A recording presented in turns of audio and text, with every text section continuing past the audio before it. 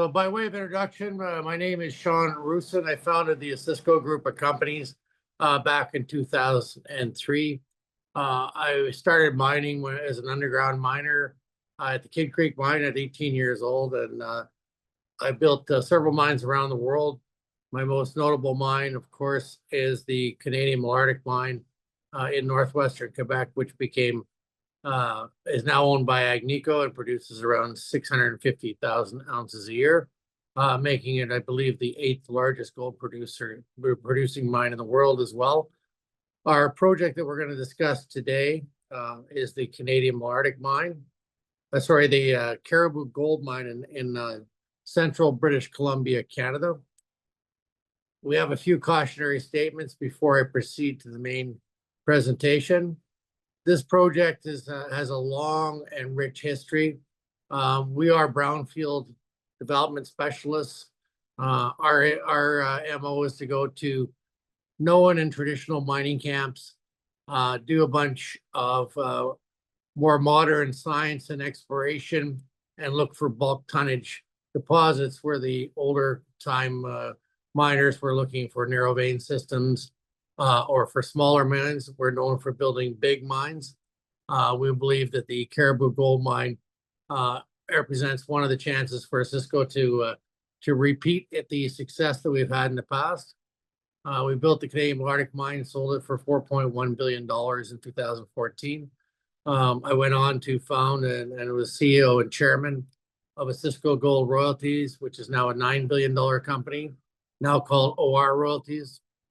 And then I started this company, ODV, in 2021, that we are evolving right now. We are fully permitted and fully financed with an advanced project located on infrastructure in a place called the Cariboo Gold District, which is a historic gold camp located in central BC. First discovery was 1862. We've come in, acquired the entire line package of 1,550 square kilometers, and we've invested about 800 million Canadian or about 570 million US dollars to date.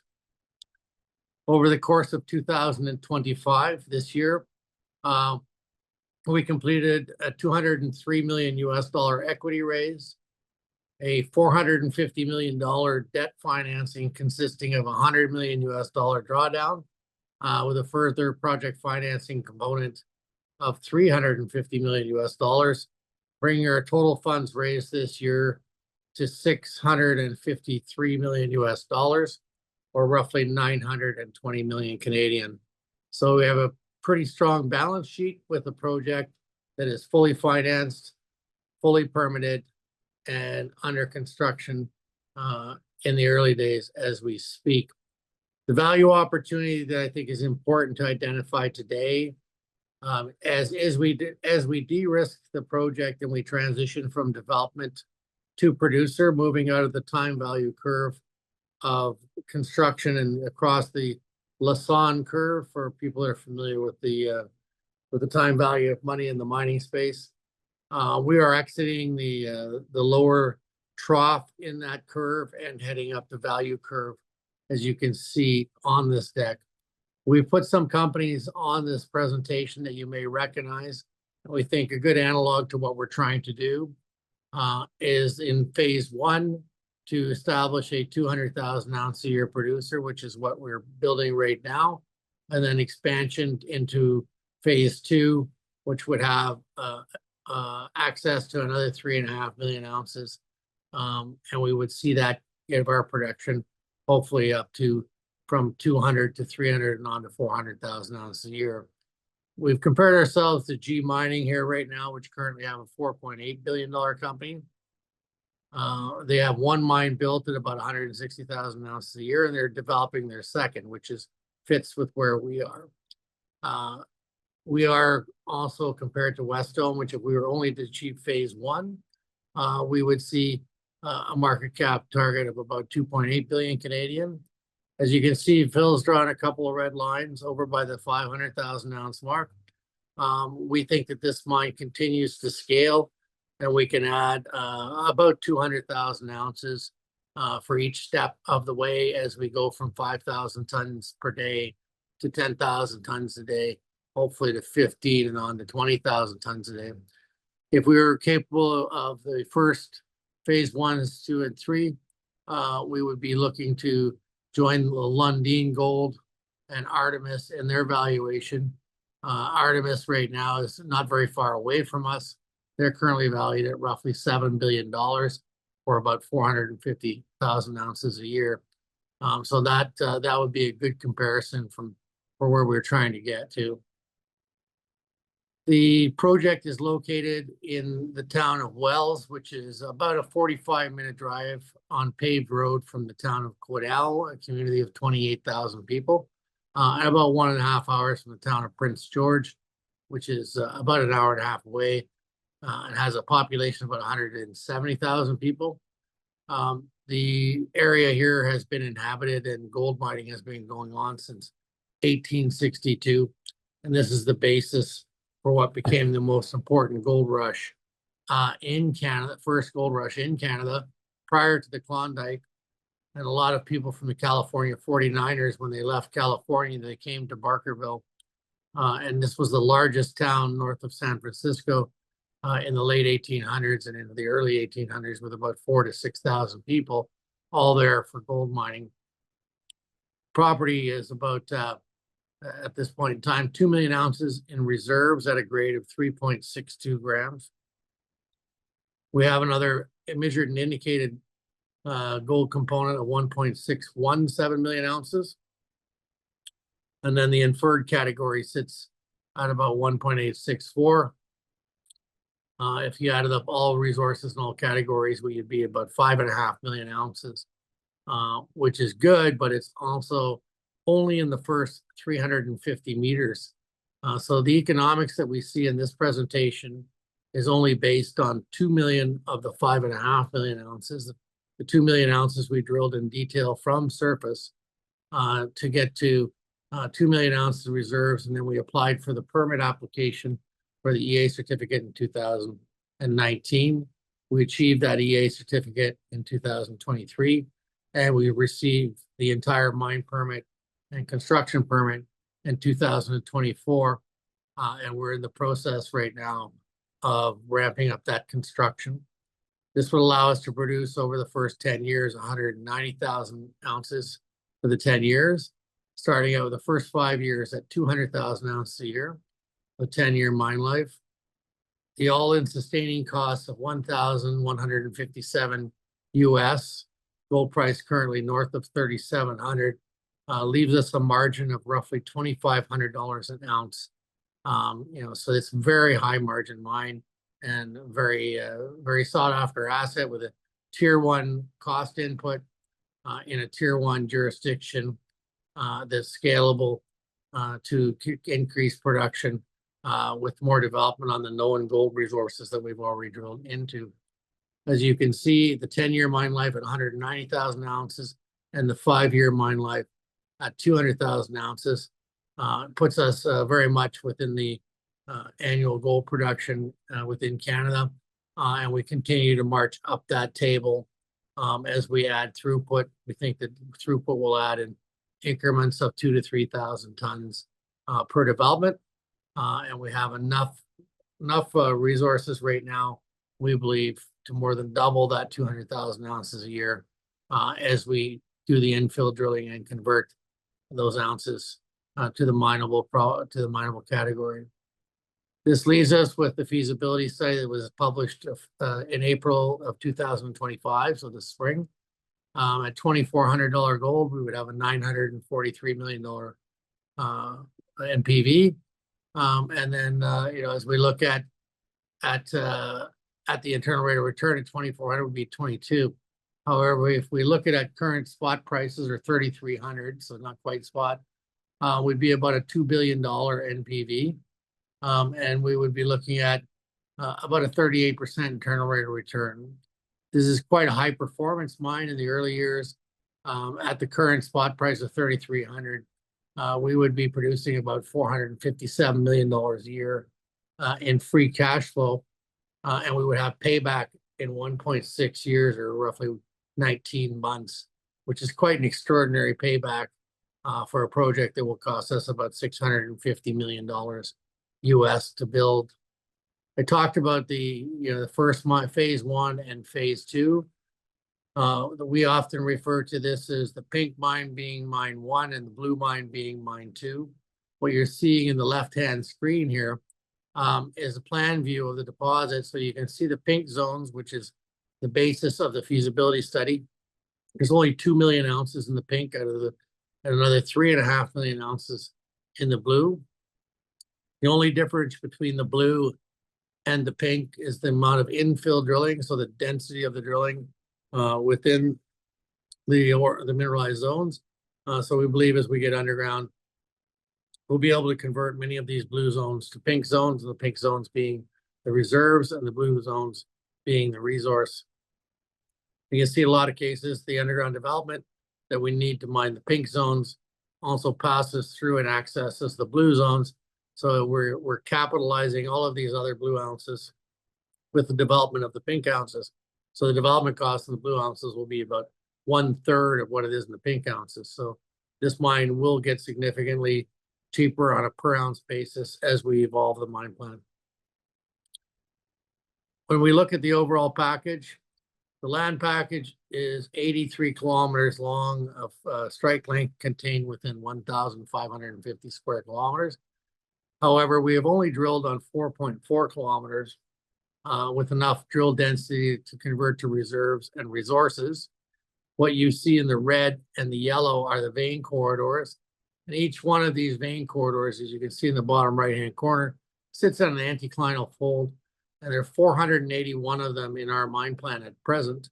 And we think that we're going to fill in those 2 gaps. The reason they weren't drilled is because lack of access from surface due to steep water on the right-hand side, to a steep valley, and on the left-hand side due to a water feature that we weren't able to drill through.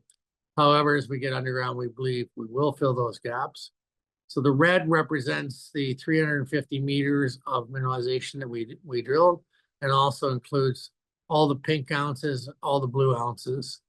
So there's 5.5 million ounces of total resource, of which 2 million ounces of that red is in the reserve category right now. We have, however, drilled down to more than 900 meters. And as you see here in the yellow, all the yellow zones have represent the next opportunity.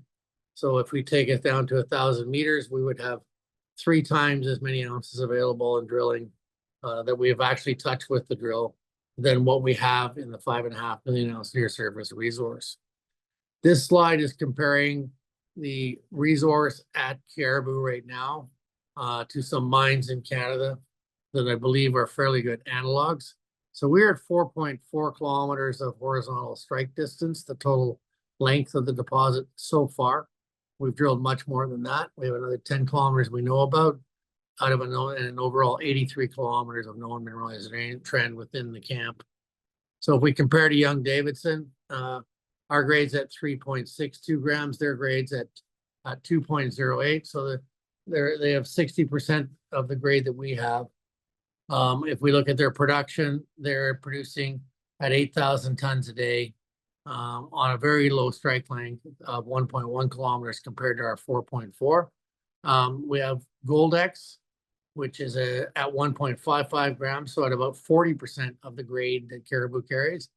They have an 800 meter strike length, and they produce at a cash cost of about $1,300 an ounce. So, less than half our grade and less than 25% of our strike length, and they're able to do that, and that is run by Agnico.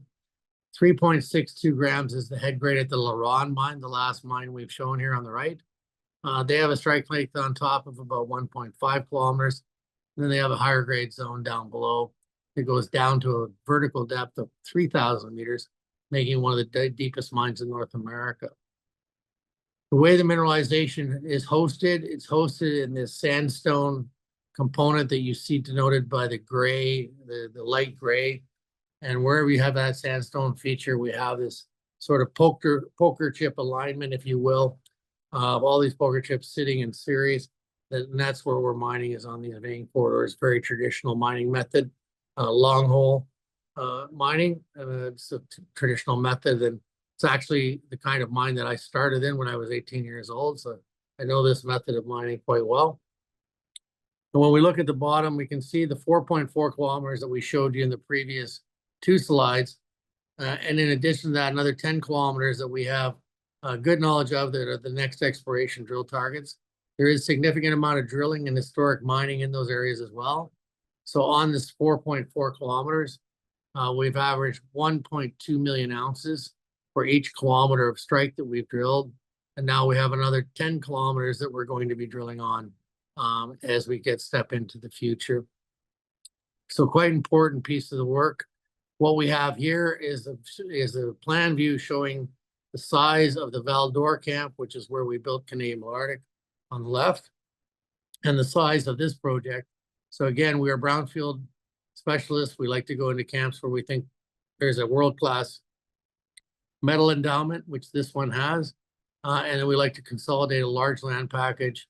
Again, this is 50 kilometers long in the main trend, and 33 kilometers long in the parallel trend, for a total of 83 kilometers of known mineralization, of which we've only explored 4.4 kilometers, which is about 7% of the overall trend that we've consolidated enough drilling on to document the resource. So this is a pretty exciting project.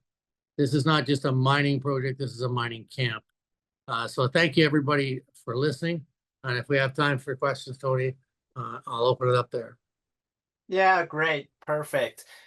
Let's dive into the Q&A session. So first question is that how's the situation with Hassel First Nation? Because they were quite negative in the past about the environmental issues from this project. So we continue to work with the Hassel Nation on the evolution of their work here. We went through an entire consultation process with them from 2019 to 2023. We continue to evolve with them.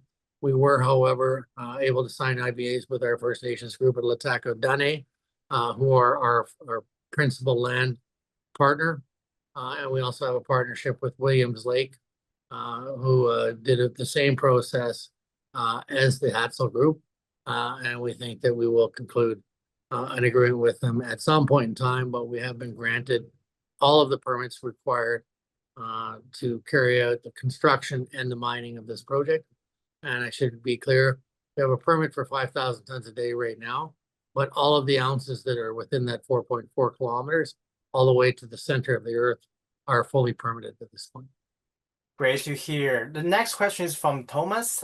He asked about, if all goes well, when is the soonest Osisko can start production?